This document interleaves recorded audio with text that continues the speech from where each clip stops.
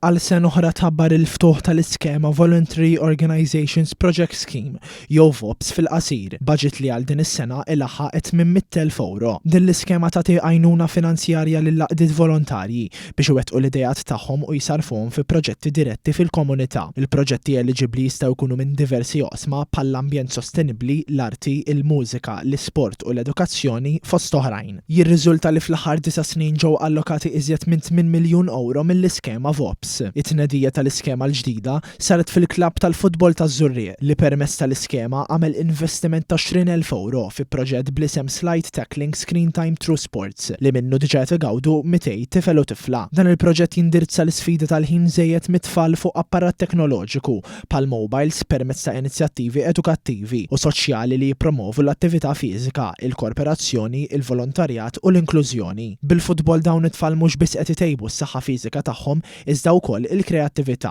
Waqt li nediet uffiċjalment l-iskema għal din is-sena, il-Ministru għall-Inklużjoni u l-Volontarjat Giulia Farrugia spjegat li l-Gvern se jibqa' konsistenti fil-ħidma tiegħu favur is-soċjetà ċivili u l-volontarjat waqt li faħret l-inizjattiva taż-Żurrieq Football Club. Iż-Żurrieq FC ħadu fondi tal-VOPS u setgħu jiżviluppaw dan il-proġett li għamel differenza fuq iż-żgħażagħ illi ħadu sehem fih. Laqgħet il-kumment ta' Kejn Farrugia li spjega li dan is-sajf kien wieħed speċjali ħafna għaliex seta' jqatta' inqas ħin fuq il-mobile u uża dak il-ħin biex jieħu gost ma' sħabu, jitħaq, jiddeverti ma' wkoll illi-skopra l-arti b'mod differenti. Jakkumpanja lil Ministru kien hemm il-Kap Eżekuttiv tal-Kunsill Malti għas-settur tal-volontarjat Mauro Paċ-Paraskandolo fejn qal li l-iskema toħloq interess qawwi fost laqdiet volontarji.